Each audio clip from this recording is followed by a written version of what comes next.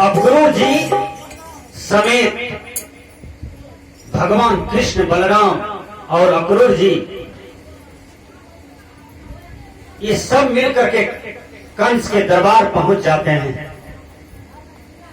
कंस को सूचना मिली कि वो दोनों बालक आ चुके हैं, तो कंस का तो कलेजा एकदम बोल्ड हो गया कि अब तो दुश्मन हमारे हाथ में, हमारे जाल में फंस चुका है। कबीर साहब की एक बानी आप लोग याद कर लीजिए, जाको राखे साइया मार सके न कोई, बाल न बका करी सकी है जो जग बैरी होई। समुच्चा संसार आपका बैरी क्यों न हो जाए, यदि आप सत्य पर हैं तो आपका नाश नहीं होगा। याद कर लीजिए कबीर साहब की वाणी को। आप भारतीय रुपया अपने हाथ में रखते हैं, 500 का नोट में देखिएगा लिखा हुआ रहता है सत्यमेव जयते। ये संस्कृत शब्द है। सत्यमेव जयते का मतलब होता है कि सत्य का विजय होता है। ठीक से समझिए, क्या होता है? सत्य का विजय होता है। सीता को अग्नि परीक्षा ली गया, सीता को अग्नि परीक्षा लिया, लेकिन विजय किसका हुआ? सीता का हुआ। सीता को कलंक लगाने वाला प्रजा लोग जब माता सीता धरती में समाने चल दी तो सभी प्रजा रो रहे हैं, आंख में आंसू हैं कि भूल हो गई माता, मैंने झूठा कलंक तुम्हें लगाया। विचार कीजिएगा। लेकिन माता सीता तो साक्षात जगदम्बा थी, साक्षात भगवती थी, वो तो सत्य पर थी। क्या माता सीता को कोई विनाश कर पाया? आज माता सीता का कैलेंडर घर घर में मिलता है, मूर्ति घर घर में मिलता है, माँ सीता का पूजा घर घर में हो रहा है। बोलिए, तो सत्य पर थी माता सीता, तब न उसका विजय हुआ। आप सतों पर रहिएगा, असतों पर रहिएगा, दोनों नौ पर टांग रखिएगा, पैर रखिएगा तो बीच में गिरिएगा ना। एक ही नाव पर पांव रखने वाला आदमी सफल होता है।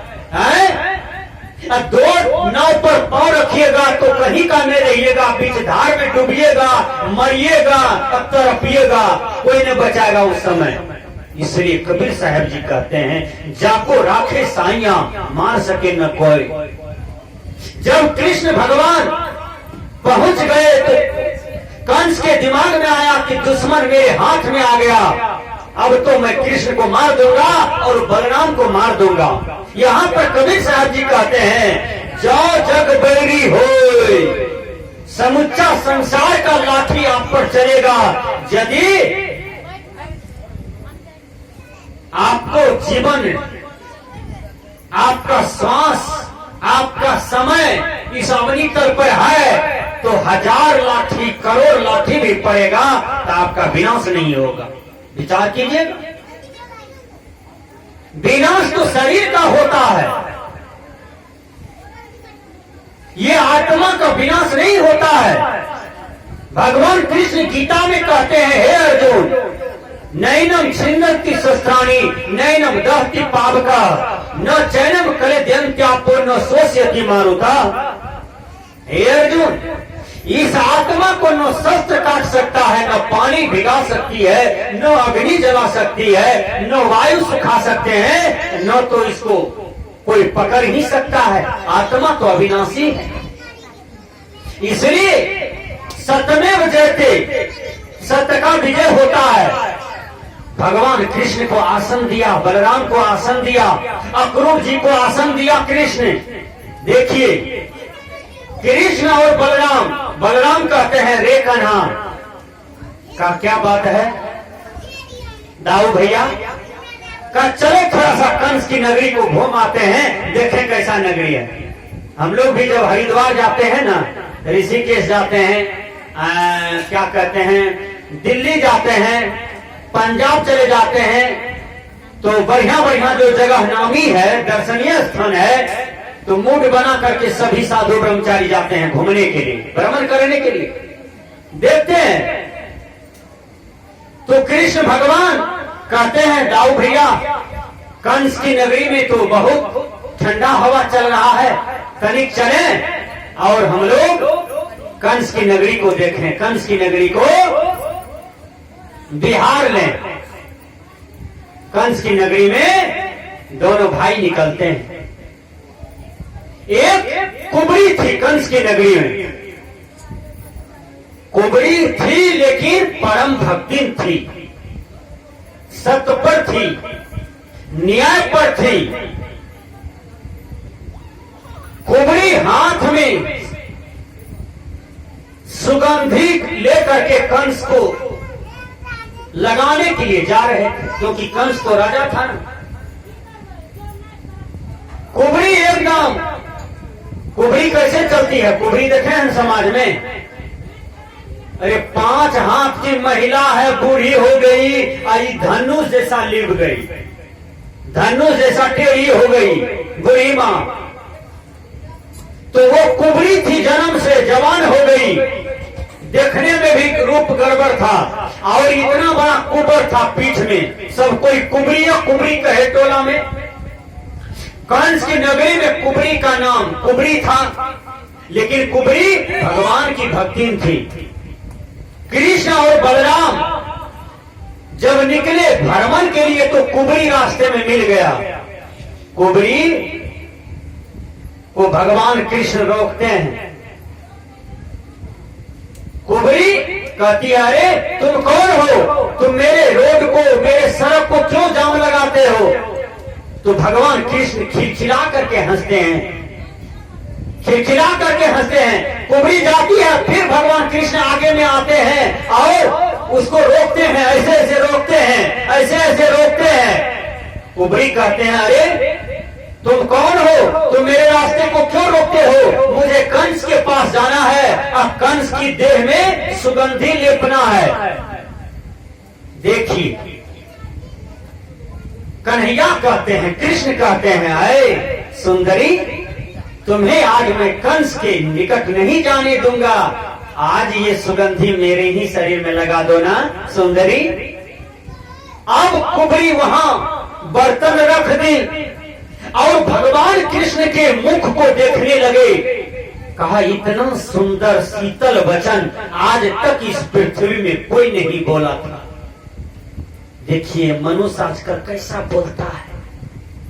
4-5 कुत्ते को लड़ते हुए देखे हैं, उसी तरह का आवाज ये मनुष्य निकालना शुरू कर दिया है। इसलिए न पत्नी से बनता है, न बेटी से बनता है, न बेटा से बनता है, न टोला में किसी से बनता है, क्योंकि आपका आवाज बहुत खराब है भैया। अरे आप इतना बढ़िया से बोलिए समाज में, राष्ट्र में, कि आप बोल बोल करके मुखिया बन जाइए, सरपंच बन जाइए, MP MLA बन जाइए, देश का राष्ट्रपति बन जाइए। बोली में सब कुछ मिलेगा, अब बोली गड़बड़ है तो दुनिया में कुछ नहीं मिलेगा। विचार कर लीजिए, जेकर बोली खराब ओकर होनी खराब। जिस आदमी का बोली खराब होता है उसका होनी खराब हो जाता है। इसलिए एक टक से कुबरी देखती है कि आखिर इतना बढ़िया युवक जिसको मूंछ का रेख भी नहीं है, इतना सुंदर बात आज तक तो कंस की नगरी में कोई नहीं हमको बोला था। सब हमको कुबरनी कुबरनी, आए कुबरी बोलता था। लेकिन आज ऐसा कौन सा ऐसा युवक है जो इतना सुंदर देखने में भी है, काला है लेकिन दिल वाला है, काला है इतना सुंदर देखने में है लेकिन दिल वाला है।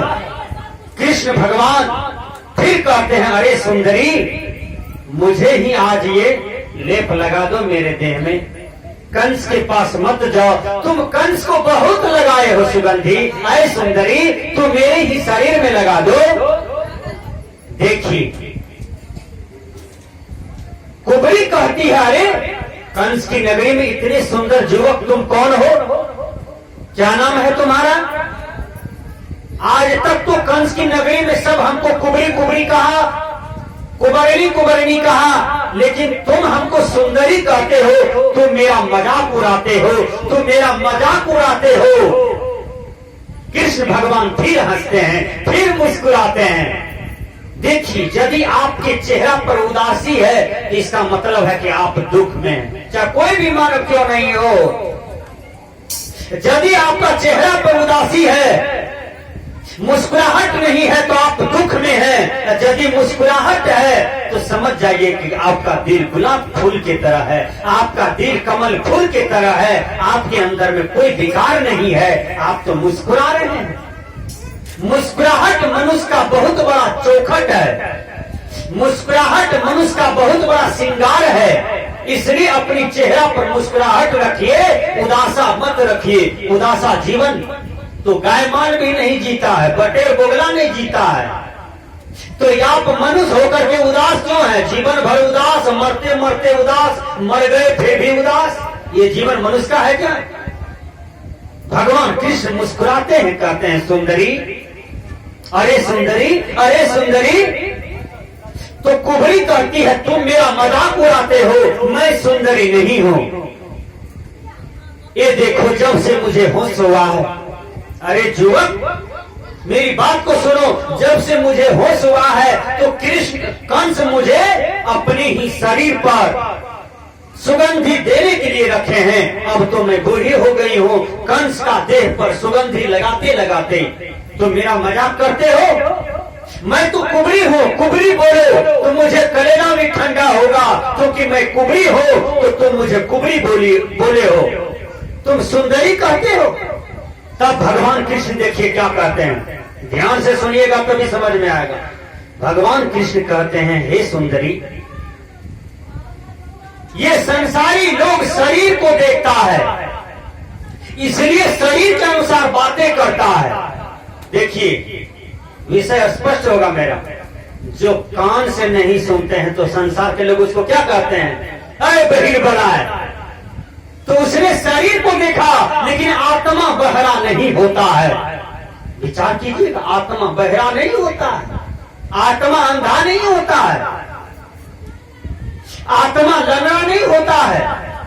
भगवान कृष्ण कहते हैं कि हे सुंदरी, आत्मा की सुंदरता को ये संसार के लोग नहीं देखते हैं, इसलिए हे सुंदरी तुम्हारा आत्मा तो सुंदर है, इसलिए मैं तो हमेशा आत्मा को ही देखता हूँ, मैं देह को नहीं देखता हूँ। किसका देह लंबा है, नाटा है, मैं इसको नहीं देखता। किसका देह काला है, गोरा है, मैं इनको नहीं देखता हूँ। अब किसका नाक चिपल है कि खड़ा है, किसका ठोर मोटा है कि पतला है, मैं इसको नहीं देखता। हे सुंदरी, मैं तो आत्मा की सुंदरता को देखता हूँ, इसलिए तुम मेरे नजर में सुंदर हो। तो कुबरी कहती है अरे युवक, तुमको मोक्ष का रेख भी नहीं आया है और तुम इतना सुंदर ज्ञान के उपदेश भी कर लेते हो। तब भगवान कृष्ण कहते हैं हे सुंदरी, तुम दिल से सुंदर हो, आत्मा से सुंदर हो, अब मैं तुमको शरीर से भी सुंदर बना ही देता हूँ। तुरंत भगवान कृष्ण उसको दाढ़ी पर हाथ दिया कुबरी को और ऊपर खड़ा किया, शरीर 5 हाथ लंबा हो गया और आशीर्वाद दिए, कुबर हट गया। कथा काल्पनिक है, लेकिन भगवान कृष्ण उसकी आत्मा की सुंदरता को देखा कुबरी का, और कुबरी भगवान कृष्ण का भक्ति करके महान बन गई, इसलिए वो सुंदरी कहला गई। भगवान कृष्ण उसको उपमा दे दिया, एक कुबरी को सुंदरी कह दिया। सजना, तो आप सुंदरी बनिए, केवल देह से नहीं, दिल से, आत्मा से सुंदर बनिए, जिसको भगवान कृष्ण स्वीकार करते हैं। आइए